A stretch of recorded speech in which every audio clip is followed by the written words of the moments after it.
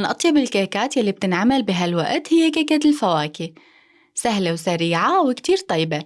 رح أعملها بحبتين بيض بس، ورح تنفش وتطلع نكهتها خيالية. ما تنسوا تحطوا لايك للفيديو وتعالوا لنجهز أسهل كيكة.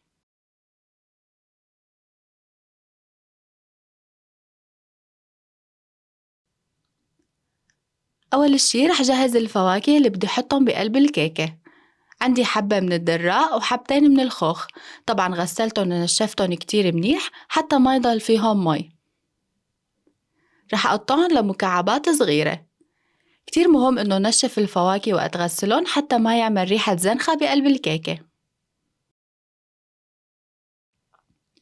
فيكن كمان تحطوا أي نوع فواكه متوفر عندكن مثل تفاح، مشمش، أي نوع بتحبوا طعمته مع الكيك.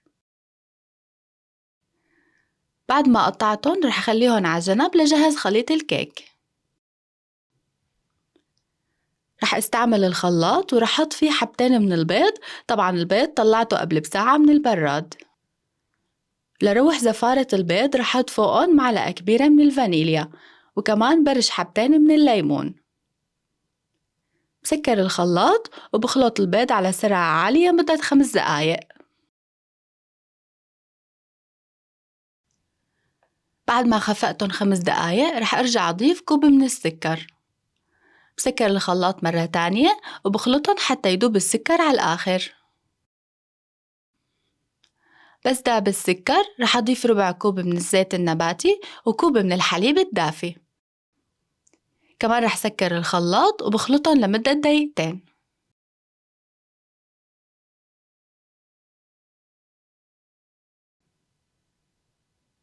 بعد ما خلصتن خفق هيك صار الخليط جاهز. رح أفضيه بجاط كبير.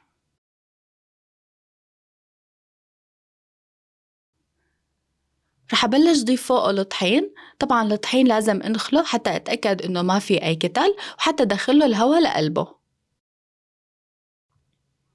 بهي الكيكة كمية الطحين حسب حجم البيض يلي عم نستخدمه. ضفت أول شي كوب من الطحين وبخلطهم بالخفاقة لحتى يختفي. بس لاقي اختفى كل الطحين يلي ضفته رح أرجع أضيف الكوب التاني.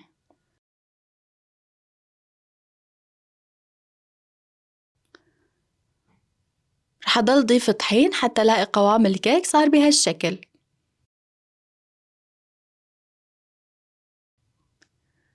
آخر شي رح أضيف معلقة كبيرة من البيكنج باودر. بحركن شوي حتى يختفي البيكنج باودر بقلب الخليط. وبرجع بضيف معلقة كبيرة من الخل الأبيض. الخل هون بيساعد الكيكة إنها تنفش، وإذا في أي زفارة للبيض رح تروح. هيك صار خليط الكيك جاهز. لازم يكون قوامه تقيل شوي. لأعطي الكيكة نكهة طيبة رح أضيف فوق الخليط شوي من الزبيب. كمان رح أضيف شوي من الفواكه يلي قطعتها، ورح أترك شوي حتى زين فيهن وجه الكيكة. بقلب الفواكه مع خليط الكيك حتى يتوزعوا بقلبه منيح. القالب يلي رح استعمله هو قالب الألمنيوم. رح أحط فيه شوية طحينة ورح أغلف فيها كل القالب. إذا ما بدكن تحطوا طحينة فيكن تدهنوه زيت وترشوا عليه شوية طحين.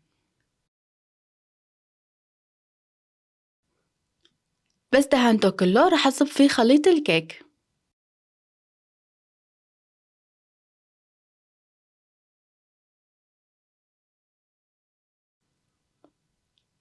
بعمله خبطتين على الطاولة حتى طلع الهواء اللي بقلبه.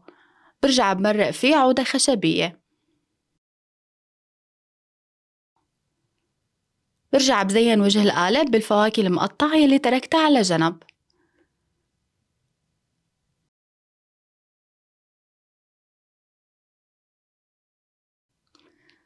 بخبز القالب بفرن محمى من قبل على حرارة 180.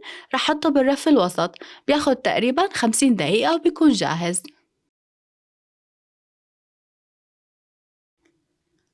هي الكيكة بعد ما طلعتها من الفرن خليتها تبرد شوي حتى أقدر أقلبها.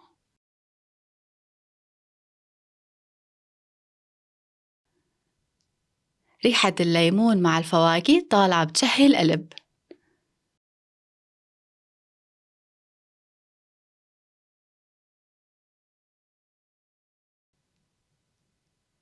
أقطعها حتى ورجيكن قلبها كيف طالع، مستوية ونافشة وطعمتها خيالية، لازم تجربوها.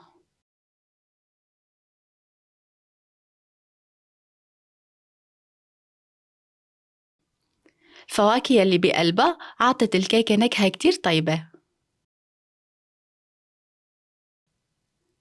جربوها على طريقتي وأكيد رح تحبوها.